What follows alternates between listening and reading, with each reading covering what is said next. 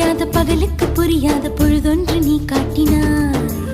இதயத்தில் நீ இருப்பதனால் நான் தூங்கும் நேரத்தில் என்னுள்ளே தூங்காமல் நெஞ்சுக்குள் வாயாடினாய். கண்ணாடி நீ கடிகாரம் நான் உன்னுள்ளே ஓடோடி வாழ்வே. காதல் எனும் கடுதாசி நீ என்றென்றும் அன்புடன் நான்